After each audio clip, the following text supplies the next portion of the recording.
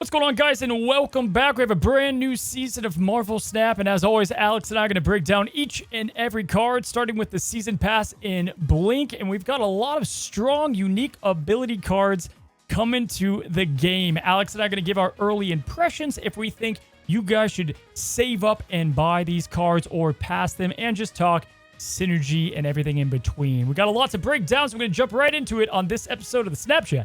And as always, I am joined by the one, the only, Mr. Alex Coccia. Hello, buddy. Happy May. Happy May season. How we doing, man? How was the week?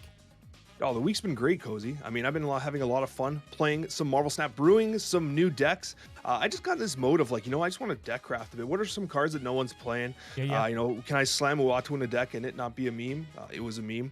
I was just doing a lot of that kind of stuff, right? Everyone was playing like Mill against me and like getting their weekend missions done. Meanwhile, I'm playing like, Electra and C2 and stuff, which actually is on the rise. C2 is on the rise, which I think that's partially your fault, actually, if I gotta be honest. But yeah, it's been a lot of fun this week.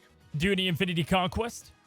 I did a couple rounds. You know what? I gotta be honest with you. Conquest is like, it's kind of worn me out a little bit. Like this month, I was like, I don't even want to play Conquest. Like, I don't even want the Bast variant. I just wanted the premium mystery. So I did a couple rounds of it, but like honestly, my heart wasn't even in it. And it stinks because I actually like the core mechanics probably best. Like, I love the way it plays. I love how it makes certain cards important, but there's not enough there. I think that like there's not enough. It's not rewards, but kind of, right? Like, there needs to be more incentive behind it, or at least that's exactly how I feel, man. But either way, man, can I just say, guys, we don't have an opening monologue story of me being lost at sea, Alex dying, or his kids keying the car. I mean, we are too. We're finally here with no drama. It's impressive, man. It's like a 5-week streak, dude. The amount of people that were so blown away by, first of all, your syrup comment last week, but also your egg styles. Did you brush up on your egg styles? Dude, okay, first of all, so many people were tilted about the whole poached egg thing. I had never heard of poached eggs before, and I don't think I'm that, like, out of the ordinary. And so this is what I did, right? People were like, oh, Alex doesn't know about poached eggs and all that stuff. So I decided to go on the internet and start figuring out what poached eggs were. So I Googled poached eggs, and it was just a bunch of recipes. I'm like, I don't want recipes. I want to know what poached eggs truly are, right? I know what eggs are, so naturally, as anybody would, I decided to look up the definition of poaching. So poaching is to illegally hunt or catch game on land that is not one's own or in contravention of official protection. So as an example, 20 tigers are thought to have been poached from national parks. So I am then to surmise that poached eggs are essentially eggs that are stolen off of the property of the chicken farmers by like assailants. And then those eggs are sold on the black market, and then you cook those eggs into a variety of different dishes. Now, I understand like the idea of like, having a sweet tooth for contraband, but I don't know. Poached eggs seem like it's way too much hassle. You educate our youth, right? That's your profession? It is my profession. Yeah, I get paid to do that. Okay, well, so I'm teaching my son like no and I know are two different things, right? Like no and no. I could give you the lesson for free if you want on poach. I would appreciate that. Yeah, I'd like to. I think I got it right on. I don't know what you're talking about. Well, but we've got ourselves a pretty cool season. I would say a lot of characters that people don't know at all, which, hey, that's fair. I think that's a lot of Marvel Snap in general. People are, learning the characters as we go. I've been watching. Tell me you've caught up on 97, X-Men 97. Oh, dude, so good. I watched up to the fight scene where Cyclops in the first episode was doing a whole bunch of moonwalks. Okay. And then like my kids came in, and then like I had to stop watching, and then I just haven't put it back. I'm so far behind. Well, we're getting drops, guys. If you don't know, we're getting drops for Twitch with like exclusive 97 variants. I think it's Mr. Sinister and Bishop, I believe, are going to be the two cards. But yeah, man, I finished that. And then I'm catching up with the Deadpool season leaked. I wanted to catch up on Deadpool again. I like rewatched them. And I'm telling, if you have not gone through Deadpool 1 again, Deadpool 2 is pretty good. Deadpool 1 is just a masterpiece. I think I watched the first one a long time ago. I've not watched the second one yet. It's right now, my wife and I, like, it takes us like months to watch shows because our kids don't sleep at night, and I'm working very late all the time. So we're trying to like get through the Fallout series, right? Yeah. We're only on the second episode. It's been like weeks. But yeah, so maybe we'll get to Deadpool ASAP, because I mean the Deadpool X-Men movie with Wolverine's coming out soon, right? Yeah, man, July. That's the whole prep for. Yeah, we're gonna go through Deadpool and then Deadpool 2, and then we're gonna go through the original X-Men, which I think still hold up. There's not a lot of movies from like early 2000s that quite hold up dialogue and like special effects, but the original X-Men's do pretty well. If you guys haven't seen it, and First Class is good. But anyway, let's go ahead and get into the Snap Talk, man. We got a lot to break down. This is our favorite episode as we break down all the cards and give our early impressions. Really interesting month of cards. Alex, what are we talking about on your side of the Snapchat? Cozy, on my side of the Snapchat, we'll be discussing the final rankings for last season's cards. And I'm looking forward to that conversation, looking in retrospect to see what we ranked them and how they ended up in the season.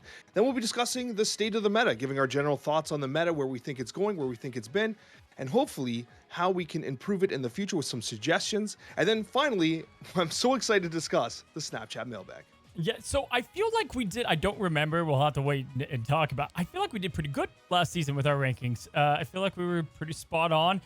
This season is going to be tougher because I think this season we're going to have a lot of cards we want to rank pretty high. And I think last season was quite the opposite. So it's always, it's one thing going safe and ranking low. Ranking high can be scary, obviously, because, we don't want to lead you guys in the wrong direction. But we start with the season pass card in Blink. Now, Blink has been in the data mines for a very long time, almost like early in the beta even. I was seeing, the images of her, but she didn't have an ability.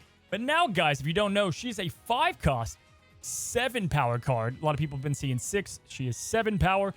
The ability reads, on reveal, guys, you're going to swap the last card you played with a higher cost card from your deck. Very unique ability. Interesting, something I wouldn't even have thought of. So the great minds of there at Marvel Snap doing their job. All right, man. We got a lot of synergy to talk here. This is going to be a whole topic in itself. But let's start as we always do and keep it brief with just the star rating. 5 stars, Cozy. I'm going with the 5. I'm going for it. You're going 5, dude. You're going 5. Yeah, okay, so we the only rule we have is we give only one card 5. This is going to be your 5. This is your 5er? That's the rule now? We've been I got to change all my other 5s I was giving this? It doesn't matter. This is the only 5. This is the only 5? Okay. So, dude, I was right on there. I was like, do I give this one a 5? Should I give another one a 5? Really tough. It was really hard for me to decide. I probably am going to give this. I'll give this a 4.5. I think there's one other card I like a little bit more than it. It's right there. This is the second best card in the season. It's great. Like, don't get me wrong. It is phenomenal. There's going to be so much use for this. It's the season pass card, as we know. They like to give those a little bit, make them a little bit better. There's just so much to break down with Blink, I feel like. There's a lot to just, to go at. Let's go synergy first. I want you to kind of hit me with the first synergy that comes to mind here. I actually really do like Blink a lot. I think this has tremendous upside potential. A lot of deck building considerations as well. But honestly, like, there are some serious synergistic plays which are wild. Yep. Absolutely wild. And I can't wait to start diving into them. But like, can I start with right off the top? We have to talk about Electro. I think Electro is one of those cards that people really like getting off the board. You snap into the Death Domain Electro play so you can ramp in everything.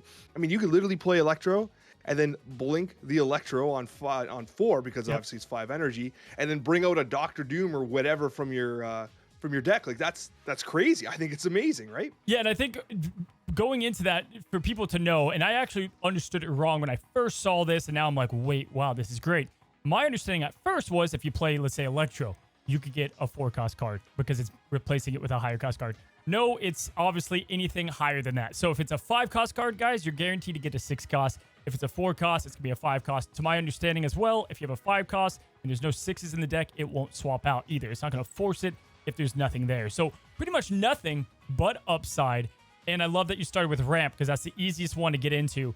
I think she's going to encourage and reward deck building a lot, right? Kind of like Pixie, where you have this weird formula of costs and cards to make sure you kind of land in this great profit almost all the time. She's going to be the same, right? Because you're going to be able to craft your deck in a way to make sure that you're rewarded. And Ramp is the easiest way to do it because you shouldn't, unless it's Iron Lad, which is still fine, have much above a 3, nothing bad. It should be all 5s and 6s after Electro. Yeah, honestly, usually it's like a standard ramp deck is Nebula. Then on 2, you have something like a Jeff. 3, you have Electro Wave, right? Maybe Corvus if you're getting a little spicy, but I think you even probably cut something like a Corvus here. And then you go like Blink, vision. Like you just Yeah. start putting chads in your deck and then a whole bunch of 6 drops, right? And yeah, like it's just nothing but good hits. Yeah. Nothing but good hits. The only negative thing I could even think of with this is that like I often laugh sometimes when people like snap on like an electro play and then they just play exactly as they would have with 1 card per turn. Every time. You know, they're like, oh, I destroyed electro, and they snap, but then they just play as if electro was there anyways. Right. I think that the best blink ramp decks will take advantage of the fact that electro is not on the board, and they might make additional use of the additional energy. Yeah, no, I agree. And what's cool is, we know Sandman's been a lot stronger lately, so I think there's this synergy where she could possibly get some Sandman out there early, which, you know, is not as effective, but still is. But her other card that she has synergy with happens to be Jubilee. That also works into ramp decks, into Sandman decks. I think Jubilee and her just in general are going to get along just great. Iron Lad works to an extent too, because you Iron Lad out, you're not mad about the swap out, and you get to blink your Iron Lad into a 5-cost or above as well, and then your Iron Lad got to blink something behind it. Jubilee does the same, and you get this ability to keep on replacing cards. On the note of ramp, right? It's just going to make the archetype so unique. I feel like it already happened a bit with Sandman's removal of an ongoing card, and now it's like we're going to just have these really interesting ramp decks, especially after a couple other cards. What about doing Wave into Blink? Wave on 3, Blink on 4, Grandmaster? What happens when you Grandmaster Blink? Does it get rid of Blink? Not Grandmaster. I'm not sure. I think it's because you're going to play Blink. Grandmaster.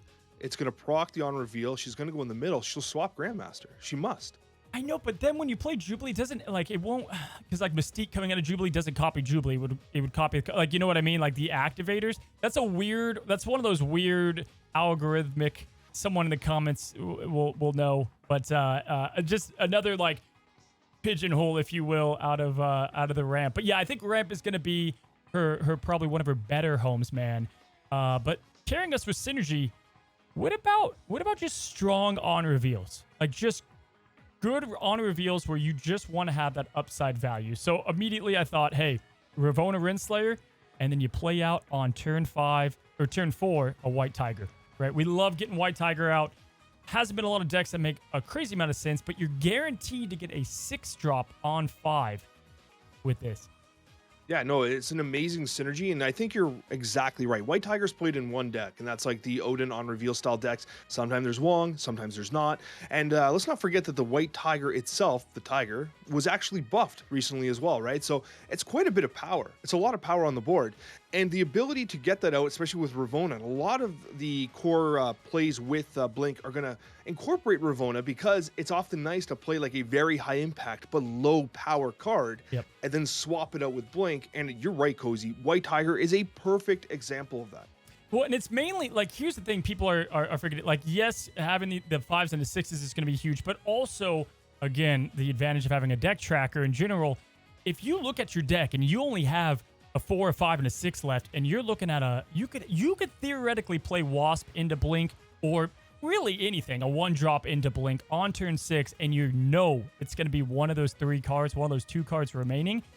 That is where I think she's going to be legit, because we've talked about this before in Marvel Snap.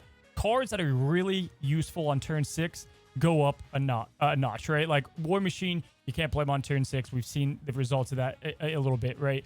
With her, you're able to also play her late if you top deck her, which I think is extremely interesting in the way that you play her, and really opens up her flexibility massively. I think the only thing you need to watch out for are some of the cards that you're placing in the higher tier, cost thresholds.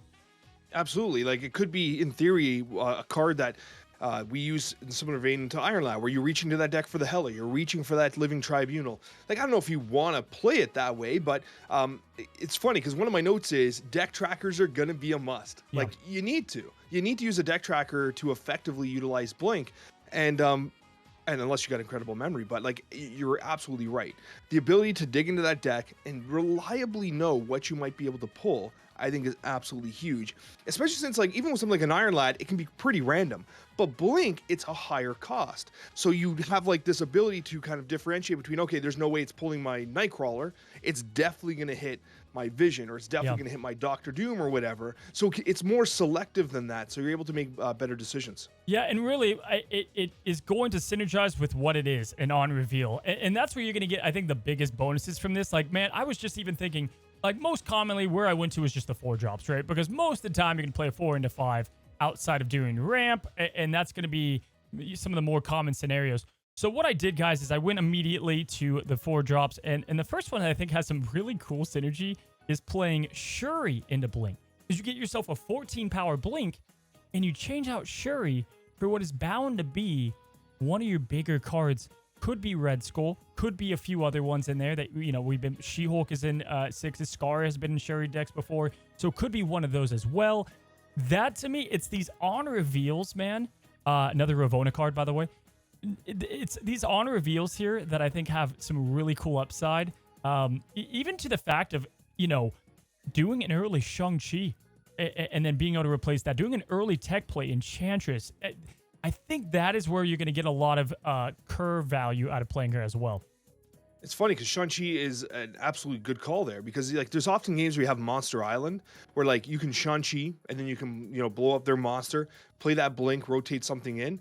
Then you might want to play an armor or something like that to protect your monster, way to flip the location. But the idea of playing Shang-Chi multiple times potentially, I think could make your opponent sweat, because when it goes back to your deck, there's a chance you draw it again, right? Like, don't forget that. So I think that that's a really good call out. That's what people are forgetting too. The card's going back in your deck, which is why Jubilee's awesome, because you're able to continue to do that. Iron Lad, technically, is crazy because you can keep doing that as well. There's some really cool synergies there, and I think that obviously we know the power of abusing multiple on reveal set-offs, but I just think it's such a cool synergy that we haven't really seen in the game. Now, you know, other uses for smaller cards. This was my thought too. You can go down a lot, right? Maybe you don't think of the 4-drops. What are just some good ones off the top of the head, man, that are good low drops?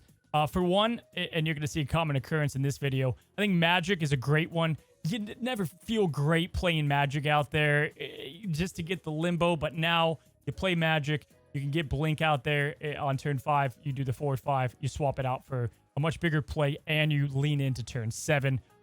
Absolutely love that. Or you utilize her to just do bigger combos and thin your deck even more. Yeah, Magic's a perfect example. Exactly that. An effect you want, but a card that doesn't provide enough power that you want to stick on the field to play. Another good one might be an example of if you were in a situation where you play something like an Ironheart on turn 3, and you're able to, you know, get the effect on whatever it is you're playing, like a non-reveal deck, as we were talking about. Exactly. Pull the Ironheart out, switch it with something else, and then all of a sudden your Blink comes in and you got that Ironheart back in the deck and more power on the board. Another great example right in front of us, White Widow, guys. I mean, yeah, like you're getting the job done for the low cost. You're doing what you want to do anyway.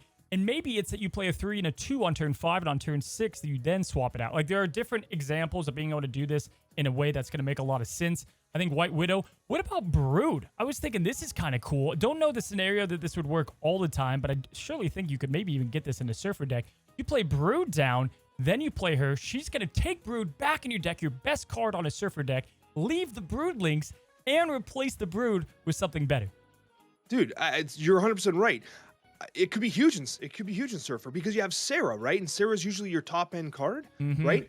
So what you end up doing is if you don't draw your Sarah and you have your Blink, you guarantee hit the Sarah on 4 to 5. It's a great call, Cozy. Yeah, so that's exactly what I was thinking. And you have the shot to get the Brood back. So it's like, it's so crazy, the upside there. And it's the first time ever where you're able to utilize Sarah with her and have you essentially chop as the, you know, you're able to have much more dependency. And I think Sarah alone is just gonna be cool with Blink, because a lot of Sarah decks, low cost cards with Sarah. Now it's low cost cards Sarah, and it's like Blob was, right? Blob was like this alternate card you could utilize. It's the same thing. If you don't get your Sarah, you have Blink, and that should be enough.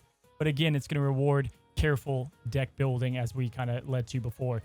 To your ramp point, bro, we could stick on low-cost cards if you have any other ones, but I was thinking a card that people kind of stopped using after they nerfed him to the ground a bit was Leech, right? Leech has an on-reveal, and what's the on-reveal? We know it. It's just to get rid of other on-reveals the next turn. Well, man, talk about the perfect card to replace and get the effect. especially in ramp. Yeah, because like essentially, again, the power's not good enough, but the effect is really strong. So whenever you have that type of situation, you're able to basically take that power out of the field of play, add some additional power, but still have the effect.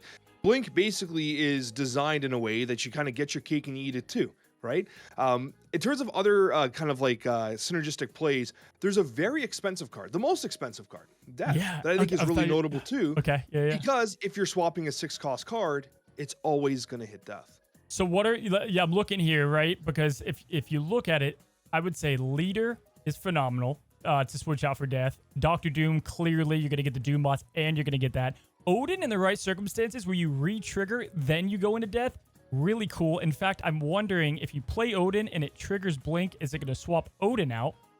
I think that's what it would happen because that's the last card you played. So there's some really cool synergy there. Arnim Zola, sign me up. Yeah.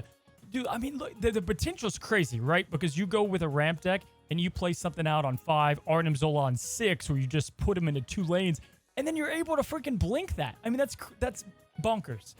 It is bonkers, and like especially like when you're able to get these ramped out 6 drops a turn early, it gives you a chance to make some magic happen. And don't forget, on turn 6, if you've ramped out, Blink can be played with Blink and then a 2-cost as well. So you can White Widow. You could Shadow King. Like there's things you can do on addition to that turn, which is pretty wild. So you can Leader turn 5 and then Blink and Shadow King, which is crazy. Like it's actually a huge tempo play. Do we think that this with Corvus, this with Hela is going to be a thing? Because hear me out. I was thinking about this one. You freaking can do MODOK now. You have an insurance for MODOK. You play MODOK in a Hela deck, you don't have Hela. Oh no, what do? Well, you can look at your deck, and it's going to be tough because it's a bit more high-weighted.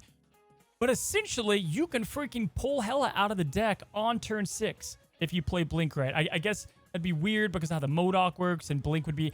But it's like a safety gate for a lot of these decks. It's kind of interesting. I think this is more of a meme one, but I think it could theoretically work. It's memey, it's ballsy. I mean, but the thing is like, do you snap on that? You know what I mean? Like, maybe that is the some ramp gamble one stuff, right? Yeah. Well, you know what's funny? We called back when Corvus came out. I thought Sandman ramp was gonna be huge with Hela, bringing that back for the value. I can see it working in that package in particular. But what if you have no other card in your deck except for one that's the 6-cost? Can we do Blink Galactus? Hell yeah, you can, man. I'm so glad you brought it up. I think there's going to be some cheeky Galactus decks where Blink is going to rotate something by surprise and just people are going to kneel and they're not going to be happy about it. Dude, hear me out. Like imagine doing like Spider Woman. So you Spider Woman the lane, you push the negative power, so they're going down in power, and then you swap the Spider Woman out, so you like have the power advantage now. That's gonna be like Giga Brain. Like if they fill that location, right, and you're able to get that to 4 somehow, it's just like that's insane. Yeah, gamers going to be kneeling. It's going to be pretty wild to see. And I think even you could consider something like play a 3-drop. I mean, you could like, I don't know, I'm just throwing it out there, but like wave into something like, you know, a not Widow's Bite, White Widow, and it'll put that -4 on their side there. And then you swap the White Widow with a Blink. And then, you know, they have to contend with the -4, but also having Galactus coming down on the other side. It's pretty crazy. It's really just any card that you feel like. We brought it up with Surfer, and I actually want to visit a couple other decks of this nature, because hear me out, right? So let's talk about decks that finish strong. A great one is obviously a Nihilus. Kind of interesting, because if you were to play Sentry on 4 and you get the Void out there, okay, you would lose your Sentry, but if you're going into 5 and you don't have a Nihilus, you could just blink, right? You could just blink, or you could blink on 6, but that's going to guarantee the Void swap over. You're probably going to get a Nihilus as a top deck, potentially, with Sentry switching out, because you don't have a lot in the 6 categories. That is where I think her flexibility is going to be huge. She's like a reverse Iron Lad in some ways. If the decks are crafted in a very careful way to make like reliable hits possible, I think the card is super, super good. Yeah. And that's where it excels over something in Iron Lad, right? We've brought it up multiple times now. Like it's not as random as Iron Lad is. Like there is definitely an opportunity for you to look at your Untapped and be like, oh, it's going to hit this specific thing. Let's go. Snap. Right? And that is huge. Huge. So 100%, there's a lot of these decks, like in a Nihilus decks, a Nihilus is usually the top line. So I guess right? after... If you really want to get rid of your Sentry, I don't know. But maybe you play Sentry, then you play something else on turn 5, and you reserve your Blink for 6. Yeah. There's going to be a lot of instances like that where you're weighing it, and it's going to reward deck building, kind of what I was circling back to the start of it. I just think there's so many unique examples of those decks that finish strong. Spectrum, maybe you didn't get Spectrum and you're like, damn, but you can swap out to get the burst at the very end. She's gonna give you a chance to kind of dip into that.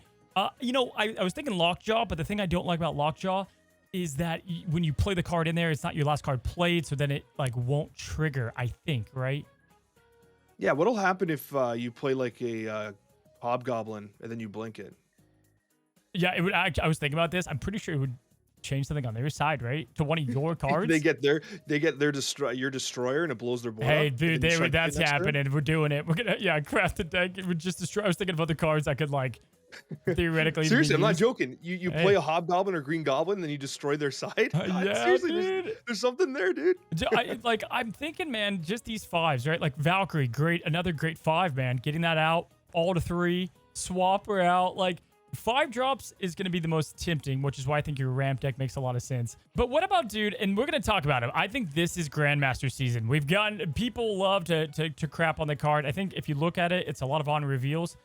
I think, too, just baseline, Grandmaster replacement is huge. Being able to, Brood and Grandmaster, or you play a 3 or a 4 drop, and then you just know you're going to replace him for a much better card, I think is phenomenal. I think this is going to make a lot of sense this season for Grandmaster. This has to be, I feel like we're coping every time with Grandmaster, but this has to be the season of Grandmaster, right? I put him in a lot of decks, honestly. I had him in my White Widow deck, unironically. Yeah. I really liked him there. People are like, no, I'm not putting that in. I'm like, guys, he's good. He's good. Whenever you're playing Ravonna, Grandmaster feels like free real estate. People just don't like the card, and that's fair. This month, though, especially with Blink and some others that are coming out, I think there's a chance for Grandmaster to make some magic happen. I also think he might be a buff candidate. I wonder if Glenn's watching, like, okay, we're giving some Grandmaster cards here. If he doesn't start to do something, I don't know. If you were to buff Grandmaster, I feel like 1-0 would be totally broken. No, you go to 2-1 or 1-0. You can't do 1-0. I guess 2-1. And even then, I think he has, again, just like a long-term home of having viability. So I don't know. 2-1, I wouldn't mind seeing. I wouldn't mind seeing at all. But we'll have to see. But then, like, I don't know. Those negative users are going to be in shambles, I guess, after that. But yeah, maybe, dude. He looks like you said magic. He looks like in Las Vegas. He's on the street doing street magic. This guy, like, I'm a sucker for magicians and magic. You like you mess around with David Blaine? Who's David Blaine? Chris Angel. Oh, I know. I've seen Chris Angel before. He's the guy that with the long hair that like goes underwater and stuff. He puts like the hammers in his mouth or something. I don't know. Yeah, he does dangerous stuff. We're thinking about different people. No. You're right. No, but I think David Blaine was the one that goes underwater. Actually, I think you're actually describing the guy I was describing. I just think it's so like magicians just blow my mind because like not necessarily the magic, but I think it's just like the sleight of hand and the like David. I remember watching David Copperfield, guys, and he did this like. He sent an audience member to Hawaii and he had him up on the camera. This is like back in the 90s too. People were like effing mind blown. A, that you could even have like a video conference call, but B, like that this cast member just went to like that kind of stuff just blow. I think quick street magic is pretty cool, but like the big stage like the, not maybe, have you seen that Now You See Me movie? No, I have never seen that, but I have seen like big stage magic before. Cause like I'm relatively close to Niagara Falls, and they have lots of like magic shows, and they have the thing where like this lady is gonna turn into tiger, and there's a tiger in the cage. I was like, whoa! And then like you kind of look in the corner, the lady's running across the stage. Dude, that was like my early YouTube meta was watching people lose their absolute mind to street magic. I think it's like they just call them gods, wizards. Like, what is this sorcery, witchcraft? But yeah, I'm a big magic guy. Anyway, that was a tangent. He just looked like a kind of a. If you guys live in Vegas or been there, you guys know that this guy's. Dude, I agree, man. Grandmaster looks like he's doing street magic, and he's like showcasing cards. You're like, pick a card, any card, and while he's doing that, like his assistant's like taking your wallet. Oh, for sure. He definitely has some like people on the side like dressed as like Elmo and Cookie Monster taking pictures, but they're really I'm picking up what you're putting down. But anyway, yeah, Grandmaster season. I think he's going to be pretty solid. Blink as a card, I love. Is any closing thoughts on Blink as we head to the other cards? Yeah, I mean, we've been gushing over Blink, and again, like I gave it a 5 stars, and if I'm wrong, I'm wrong. I don't care, but I'm not wrong. This card's going to absolutely slap. What I'm going to say, though, is there is something that could inhibit Blink's opportunities, especially in that first week, and it's going to be the popularity of Mill. Cables. I mean, not so much the Yondus and the Barons, but specifically Cables and others. Pulling stuff out of your deck, if you go to Blink and nothing's there, that's kind of sad. Yeah, that would definitely be chop that one up to an L. She does need a couple, I guess, dials that can hold her back. Maybe it is going to be mill. Maybe it's just location based. Not really though. I think, I don't even know, like double triggering her on a Kamar Taj. It could be good because if you pull out an Iron Heart, like you said, it's like scan, switch again. Then what is it, right? Like I think she's got some potential there. But yeah, that's why I think she's good, man. Flexible. She's going to work in synergy with a good amount of cards. Overall, we like to see her. And I think she comes out, she's the season pass card, but she'll be coming alongside our next card we're talking about, which is Nocturne. Now, Nocturne is going with Kyera and Celine. So not the craziest spotlight. I think Kyera is obviously important. Celine is definitely a miss in my opinion. I've seen stuff floating all around with this card, and I actually like her a lot. What are we giving her star-wise? What are you feeling? What does your gut tell you? For me, I'm pretty confident in a 4-star rating here. Same. I think the floor is pretty high on this card. It is a 3/5 with mobility. Yes, you can move and it turns into like a bar with no name, but generally speaking, you're moving into the location.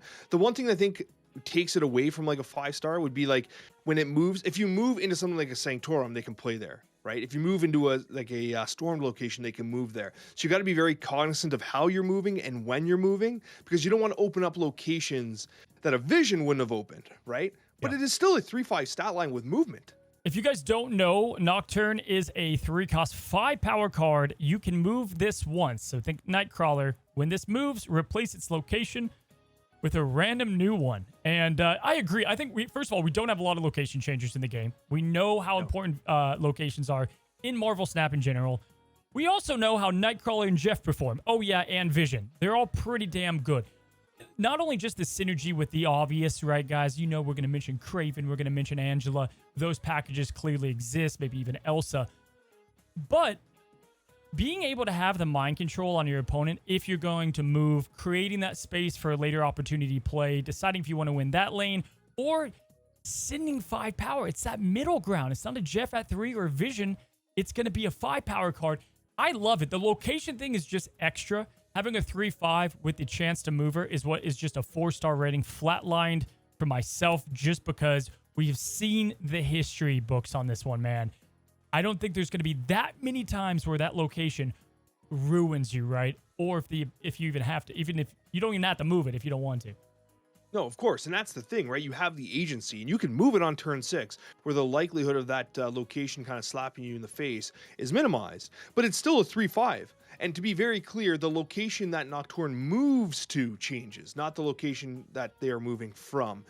So I think that's really awesome. And notably from the trailer, if you reactivate the movement, it'll change another location. So if you Ghost Spider it, if you Heimdall it or whatever, like it'll change again, which is going to leave the shenanigans to you Heimdall Nocturne and she turns the location into Fist Tower and then just debuffs your entire board as it moves past. But yeah, honestly, you're right, Cozy. When we talk synergies, I think we should probably start with the Angela, Elsa, Kitty combos because, like, they love movement-based cards for the reason, like, oh, look at this, a card that's coming in to get buffed by Elsa, and then it's out of there, and another card's coming in. Another one, which is huge. Crazy, man. It's huge that is the thing, too. Like, people don't realize one extra move card adds great value. What is that deck? A mid-range value deck. What do we have here? The exact thing. We're having just great value, and it's going to be able to consistently put out even more power. And now, theoretically, Angela, you can get out, obviously, but then you're able to go Elsa out there, Jeff and Nocturne, and even Vision. You're going to have all that mobility. It just gives you such another great option. 5 power is obviously nothing to scoff at. And on top of that, we are putting this with cards that are already kind of S-tier, top 2 cards to begin with. Nocturne could not be more happy. And I think the cool thing about it is, you're able to, there are plenty of times where you're like, oh my God, Onslaught, Citadel, this is a great location for me. And then you find out you're playing like a Living Tribunal or something like that, right? Or even better, Nexus. You're like, I'm winning, I'm killing it. They do something so good. And you're able now to be like, you know what? I'm noping out of this Nexus game. And their opponent has to be able to react to that. Yeah, no, it's key. And like a great example of why locations are so impactful in Snap is going to be C5. Cerebro 5 is going to just salivate over this card Yep. because you need the location correction. Not only that, but you can be able to add another card, Miles Morales, into the mix for C5. Yeah, that's a And good so point. now you have the opportunity to be like, oh, look at this, a location that completely ruins my game. We're going to C5 it. Now, Cerebro's still susceptible to the likes of like Monster Island and stuff like that, right? However, still, this is incredible for like this. I don't remember the location, but the one that gives like Muir Island, for instance, that might mess you up. Or I think it's Xandar that gives the +1 across the location, right? Does a great job of it. Not to mention, you already have Spider-Man, you already have Polaris in those decks, so like there's already movement that works with this as well. So you're kind of already getting the engine going there. I think what's cool, man, is with movement cards, what do we try to do? We try to lean into mind games. I love the idea of looking at our other 2 location cards, right? And we have Storm and we have Magic. So taking it to Magic, this is such an interesting effing play, being able to have Magic down, and you don't have to spin energy to change the game to a 6 turn, from 7 to 6 on the fly. This kind of power is crazy to me because you're able to slam power into a lane, or your opponent is like, they're going to change it. I know they're going to and they do something probably dumb. You got another turn to react, right? Like that right there, or with Storm, and maybe you didn't win the flooding lane, and you can, you have to go into it clearly, but I think it's interesting. It definitely gives you new design around locations. Yeah, absolutely. Like you're playing like a She-Not style deck. You have Magic on the board with Nocturne, and they're like, are they going to get rid of it? Are they going to keep it? What are they going to do? And you get rid of it instead of like floating all the way through 6, and you drop like a Hulk or something like that, right? And you just move Nocturne, and it's free. It's like you're not playing a Storm, you're not playing a Infinity Stone, you're not doing anything to like, you're not wasting energy. It's just the movement that causes the effect to happen. Hey, what does Magic, Storm, and Nocturne all have in common? They change locations. One more. There's another thing. They're Storm, ladies? Magic, they're lady. Okay, they're 3 cost. They're all 3 cost cards. So Surfer, I think Surfer is cool because you've got now obviously some synergy here. I know we go to 3, we go to Surfer, but a 3/5 in a Surfer deck at this point, and being able to have the being able to kind of maybe fit in Limbo in there, potentially even we're throwing in what we just talked about with Blink. I think there's going to be some definitely Surfer action here. Buddy, 100%. This is going to be a great Surfer card. You know why? Because every time I play Surfer, which is my go-to I'm just chilling deck, it's apparently hot location time for Crimson Cosmos. Every time I'm playing Surfer, Crimson Cosmos is like the location of the night. I'm like, okay, cool. Thankfully, Nocturne can actually get rid of that crap. And one of the few cards that can turn Nowhere and Dead Space, change that completely, which is also really beneficial. So she's going to have her uses, guys. I think she's going to be a tougher card to recommend, though. Even though she's really good, it's just we have Blink, right? And then we're going to get to the other cards. This one, I think people that get her are going to love her. People that don't, I don't think you're going to, drastically miss her, but we know what happened with Jeff, and it's tough to replace something that strong. If you play the Angela archetype, I think this is a no-brainer. And she comes alongside, again, Kyra and Celine. Anything else on, I've got, I guess, one last statement, but anything else on Nocturne? Yeah, the final point for me is, Spider-Man 2099. Like, if this card can proc multiple times, why can't Spider-Man 2099? I was thinking that too, yeah. And we got to pour one out for Rhino. Like, honestly, like what? Woof. Like, what's the point? Like, what? Like, honestly, legit pour one out for Rhino because he's completely unplayable. Yeah, dude, I agree. I think with the concept of this, I think Legion actually makes a lot of sense with her too. Legion is so good at spreading locations, but having Scarlet Witch and Legion into a deck, I think we might actually have a take advantage of locations deck to the maximum degree. Maybe a good Quake in there too if you want to go, but you're able to now go through what, five different locations for Legion potentially. Yeah, that's crazy. That's obviously going to be extremely useful. Curves out well. Love the synergy. Next up, dude, we've got the following week of cards. We head into, I believe, Sage. And Sage is where we start to get interesting, buddy. We have a 3-cost 0 power card, Alex. On reveal, +2 power for each different power among all other cards here. That's your side. That's obviously their side. You have 7 possible different cards, meaning she could theoretically be a 314. Alex, what are we giving our star rating here? I was leaning into the 3 range, but the stats are just, they're so high that I'm starting to lean towards a 4. But I think I might be high. I'm going to go 4, but like I expect to be more in the 3 range. This is one of those cards that it could be a trap. It could be a trap, but then 100%. when you look at it, you're like, that's what I was thinking. I gave her 3 at first, and I was like, I feel like it should be 4. And it's not because, guys, I think she'll ever be 14 power. In fact, I rarely think that's going to happen outside of one deck build. Guys, getting 7 different unique, that's obviously pretty tough. But it is a lot easier than you think to get, wait for it, 4 cards. 4 cards is not at all bad. At all bad. I mean, even just a couple early plays, you get her down. She's not really a card you want to play on 3 all that much. But if you have 4 cards down, she's a 3/8. I think we're all... Yeah. I mean, or 3/6 even. Like, 3 cards... Her value is almost always there. I think what I don't like about her a bit is the clunkiness of when to play her. No, 100%. The clunkiness of when to player is a factor for sure. I mean, we see it in something like US Agent where you just tempo out US Agent, it feels terrible. Whereas if you hold it later, you maybe get a little bit of some damage there.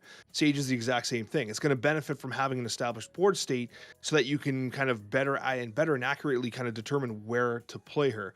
A couple of major synergies though. I mean, listen, I plan on trying the negative Surfer deck that was popular a long time ago. But like, listen, this is a Ravonna card. It's a Surfer card. It is a negative card. There's a lot of opportunities here to really make magic with this card. And I think that, like, as from a ceiling perspective, the ceiling is incredibly high. It's incredible. And it got changed. It was a 4/1 prior. Yep. It's notable. It was a 4/1 prior. And I think 3/0 is a significant buff over 4/1. Significant. You guys got to remember a couple things. First, when he says negative, obviously she's a 3/0. She'd go to a 0/3. But what I like about it, too, is Mr. Negative's a -1. You're guaranteed at least 1 card there to have that unique cost. So you're going to have probably 2 minimum. And that's one of my favorite things about that, just off the rip. But also, let's talk about some synergy. This is where it gets spicy. What else could go to negative? We just brought them up, guys. I don't know if we're coping, but I'm saying you do have Grandmaster here at a 2/0. We have Ravonna, keep in mind, in a lot of negative decks, which is going to discount her as well, and Grandmaster. Grandmastering Sage could be insane. Just incredible value for not a lot of effort, right? Because you get her out there as a 3/6, even a 3/4, man. You just got 2 cards. You send it out there, you go back in the middle, and you get yet another activation. This is where I see her really going up in value. And let's say you Jane Foster. They're both 0 cards. You can Jane Foster, play both of these at the end of the freaking game for a massive spike in power. Oh, yes, you're right. It's actually pretty crazy what the ceiling on this card is. And the floor is what? Essentially, it's 3/0, but like 3/2, which is pretty awful, I guess. It'd be tough to get a 3/2. I think 3/4 is probably your most likely 4 with just like an awkward, like, I don't want Sage right now in my draw. Yeah, and I think, again, like, I bring up Ravonna a million times, but I think Ravonna is great here because not only could you theoretically, I don't know if you'd do it, but you could Sage and Grandmaster on turn 3, Ravonna on 2, but it also synergizes with the Goblins, right? Goblins are likely to be, and they're probably going to be unique power on that side. If you think about, like, White Widow, Green Goblin, right? White Widow's a 2-power card. The Widow's Kiss on the other side's -4. Green Goblin is going to be -3. You play Sage there, you have all these procs already. Like, what are they going to do? And if it changes to 0, if they fill that location, change it to 0, well, then what are the chances there's a 0-cost card there anyway, right? Have you seen I think that those disruption-based plays are going to be important. And what's cool is a lot of people might think, well, dude, if you just do a bunch of 0s, like, she's not going to work, she's not going to trigger. Hey, what about what we just talked about, Ironheart? Think about playing Ironheart first, scanning, getting a couple 2s on the 0s you already have down, right? You're able to change it up from what your opponent has on their side. Even if it was 2s to 4s, 4s to 6s, we know that adding 2 can make things a little bit weird and wonky in a good way. And so, again, I think we're going to have kind of this weird, interesting Surfer, Hit Monkey, potentially low cost with the low power negative decks, which we haven't seen a ton of in the past. I think there's some really cool synergy there. Not to mention, we talked about Grandmaster. We might as well talk about the other option that could work with Sage, and that's going to be Beast. I think Beast makes a lot of sense as well. Scooping up Sage and being able to replay in any lane that you see fit, that's going to work. I think Beast and Grandmaster both have their world to... we're getting to it here. Manipulating Sage to get multiple triggers is a way to take her from, like, good value to a win condition. Cozy, I got to tell you, I'm shocked. I'm shocked. Like, listen, we all know that, your wife, Arrow, right? Waiting in the wings just to get called upon. But it's about time we talk about your mistress, Jean Grey. Because I think that Jean Grey might have something to say about Sage. Yeah, tell me what. So essentially, like, when you're playing Jean Grey, you're forcing them to play into a specific location. And therefore, you're guaranteeing that there's probably going to be 7 cards there. And the nice thing about playing Sage is that you could play Sage as a closer on turn like 5 to close that location down, get a massive proc, likely make it so they can't Shang-Chi it if it gets overpowered anyway because they filled that location, and then you can compete in the other lanes. Yep. So I think that there's a chance that Jean Grey's a pretty good synergy here. Yeah, I agree, man. Also with this, talk about a great Odin follow-up play. I think just a clear cut, Odin's going to love it. Odin's going to immensely have value to just trigger her to much better stats as well, and so you can finish strong even in that Jean Grey lane potentially. Sarah, clearly we got a low-cost card with a big power potential. Sarah decks, we're going to see such a weird new iteration of Sarah control, and we've gotten that a little bit already, but this is going to continue to tenfold that. So really unique card. I think she has a ton of potential. I called her a trap because we just need to see how she plays out. This is the one that I want to see play out before I go cuckoo for Cocoa Puffs. But we both definitely like Sage, no question. After Sage, bro, we've got Namora. And Namora, you guys may not know this. There's a card we have in this game called Namor. Have you seen it? I think it's new. I haven't seen it much. Yeah, no, I've seen it before. I get it confused every once in a while because it looks like Cristiano Ronaldo. Yeah, but ultimately, yeah, it's a card that I used to play, like, I don't know, in 2022, I think it was. What was the launch day of Snap? That's, the last time I probably played Namor. And funny enough, maybe this is what they aim to do with her. I don't think this is the synergy is going to be there. She's a 5-cost, 6-power card. Now, this is so cool to me because I read it wrong the first time I saw it. On reveal, you're going to give +5 power to each of your cards alone at another location. Now, guys, this is on reveal. This is a one-time trigger to get that popping off, which theoretically, she's got a 5'11 stat line up to a 5'16, buddy. I mean, from what I can tell, people aren't jumping up and down for Namora, but I think she's extremely interesting. What's your start rating? I think she's extremely poo. Okay. Good. Tell me why.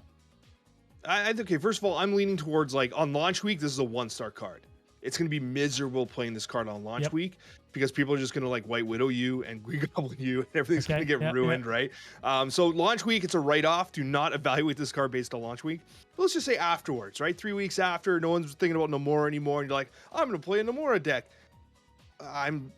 This is a 2-star card. It has to be, right?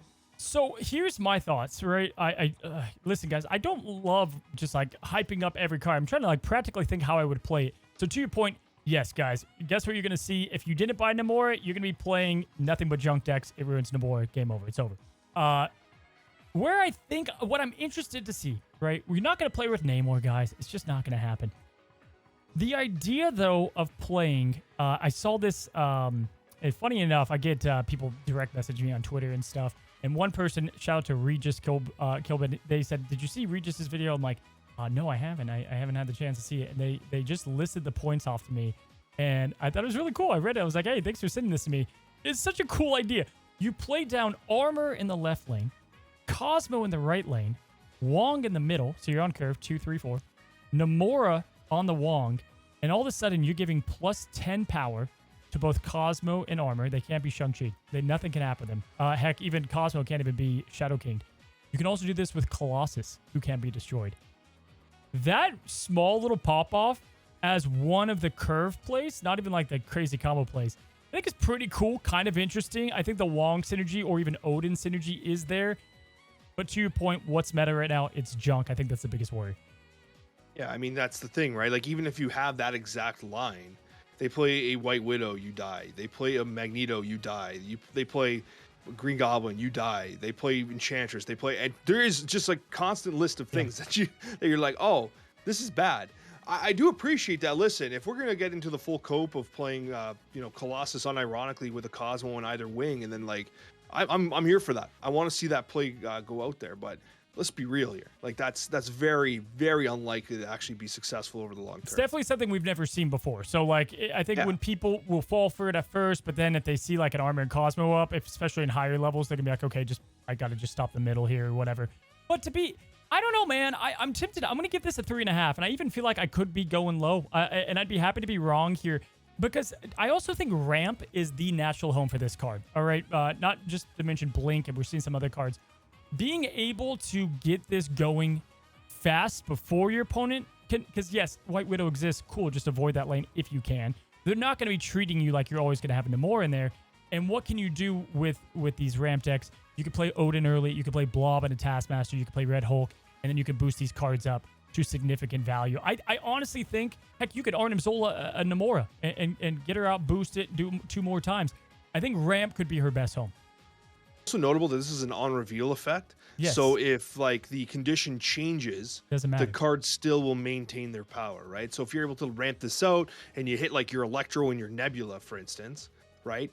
And then you blink it out or whatever, like, and then you play cards into those locations, Dr. Doom's, Odin's, or whatever, those cards will keep the 2 power. And that's what kept me up to 2 stars. I'm like, okay, there's chances. There's chances here for this card to pop off because it has like a very similar stat line to that of Miss Marvel. And I've walked this dark path before of sleeping on pure power, right? Miss Marvel's a 414. This, in theory, is adding 10 power on either side. It's like a mini Doctor Doom. I'll gladly be wrong about her because I do think she's got that potential. I think storming lanes and boosting those lanes up later is really interesting. Or just what we've talked about. I don't know why I can't find her on this dang thing. I'll go to power here. In wave, right? Being able to wave, and you're just doing something so simple. You're playing a 1-cost drop, you're playing a 2-cost drop, you're playing wave, and then you play Namora, and you're guaranteed, you only have to do 2 of those cards out. You're guaranteed right then and there to have a 3/10 wave, and then 5 power to the card you just played, not to mention Namora 6. So I just think there's going to be stuff here and there for the value play, for the curve play. She's a 5'11 at worst most of the times. We'll see. We'll see. It's all going to be meta-dependent, but I think people are sleeping on her a bit. Oh, not to mention she comes with Scar and Black Knight, the spotlights. Yeah, I mean, Scar is like, I think is probably going to have a pretty good season because there's a couple activators for Scar, which we're going to be talking about, I think, next. But I think that Black Knight's one of those ones you're going to want in your deck. I think people are forgetting about Black Knight, by the way. Like, it's still good. Yeah. Just kind of falling out of favor. Black Knight's a really cool card to go with Blink, potentially, because you can get the activation and be like, all right, get this guy out of there or whatever. With Blade, we'll have to see how that works out. But let's go to the last card. Anything else on Namora? I think that hits the main. Obviously, Orca, guys. We get it. Jeff can move. Like, there's some cool movement cards you could do. But let's get to Sasquatch, man. And Sasquatch is my tentative 5-star card. I said I had one more. We have 4.5 for Blink, 5 from Alex. Sasquatch is a 6/10, guys. Very easy ability. He's going to cost 1 less for each card you played last turn. To me, this is my 5-star. Yeah, this is an extremely good card. I'm leaning towards 4 stars. Maybe a little more tentative, but I can definitely see this being a 5-star banger. It's a 6/10 that's never going to be 6/10, right? Literally never, unless you're floating turn 5 in a Sasquatch deck, which means that like you are so unbelievably inebriated you deserve to lose. Like, this card is going to be discounted, and it could be discounted a lot, and it's not even hard to discount it a lot. Dude, and just take it at, if we just take it at base value of having him as a 5/10, right? You just played on turn 4. You have a 5/10. Okay, fantastic. There's only a couple of those that exist. Doc Ock and Red Skull's above that. Like, they come with drawbacks. A 5/10 is a 5/10 at the end of the day. I also think this is, we got to mention our double up. We missed our quota a little bit. You could have some cool double up synergy with Sasquatch for sure. But what really interests me is this is going to fill the void on, dude, those Hit Monkey Beast bounce decks are really cool, but they've got like one trick to them, right? They got the one trick pony, and if you can't pull that off, if you can't win with the Hit Monkey lane and you don't have tech, you're going to lose. I think this is such a cool middle of the ground stat line for that you can, bro, you play Hit Monkey Mysterio, and this guy is pretty much free. You just play Mysterio, and this guy goes down significantly. You play Black Swan, this guy goes down significantly. That deck archetype's going to love Sasquatch. No, there's no question about it. And the thing you hit it perfectly, saying that like those decks were traditionally one-trick ponies. You have Hitmonkey, it goes absolutely insane, and that was your plan, right? Win the Hitmonkey lane, hopefully win another lane. Now, what this allows you to do is take a little bit of pressure off of Hitmonkey. Yep. You don't need the biggest Hitmonkey, right? Play it on turn 5, get a decent Hitmonkey, keep it under Shang-Chi range, and then you can use Sasquatch and Mockingbird to close the game out. Right? You don't need to rely on all the stats in Hitmonkey. You can spread those stats using the 310 Sasquatch and the 2-9 Mockingbird. Yeah. Like, it's crazy what the stat lines are, and you have more agency as to how you attack turn 6 instead of having these like miracle style plays where you try to get the chonkiest Hitmonkey possible. which is, again, I love him for the power. I love him for, we love cost reduction. The only cost reduction card that is whiffed a little bit, funny enough, has synergy with him is Scar. But I think we underestimated Scar's ability to get discount. It's very tough. That's why he's -2. Sasquatch has such an easy condition to meet. Maybe not as easy as She-Hulk and as flexible, but just a notch under that, right? Zoodex is going to love him as well. You're not going to play him Mr. Negative because he has 10 power, but you're able to play these decks, which is where I think like Pixie is interesting as well, because you have this Pixie that can discount him, and you can further, obviously, get the energy lower from what Pixie brought it to, or you get to just play other high cards at a reduced cost as well. So I think that's going to be strong, bud. No, absolutely. And could this possibly be a Black Swan activator, by the way? Yeah. Like, can Black Swan actually make it to some of these decks? The classic Black Swan into Falcon, dump a bunch of 1-drops, add some power there. Beast is another card that obviously can allow you to play lots of bursted hands and then follow that up with a Sasquatch early. I think there's a lot of like deck building here, and once the decks start coming out and get refined, there is going to be a broken ass Sasquatch deck. Like it's going to be like, oh my God, here we go. Sasquatch coming down at 110. And I just like how reliable he is. I guess that's why I give him a 5 over Blink. I love Blink, but I feel like there could be, you just don't control it. So there's going to be things that happen. You're like, damn, I didn't want that to happen, but it's okay.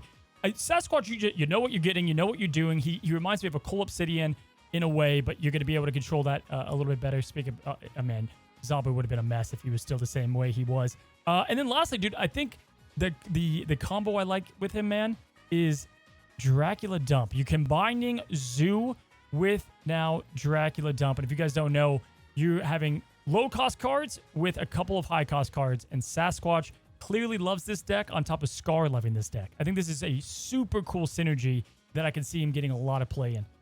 Yeah, no, so Dracula Dump is always one of those decks that, like, it comes into the meta every once in a while. I feel like it shows up every 3 months, dominates for about a week, and then people forget about it and it disappears. But it actually has been one of those archetypes that has been sneakily consistent through Snap.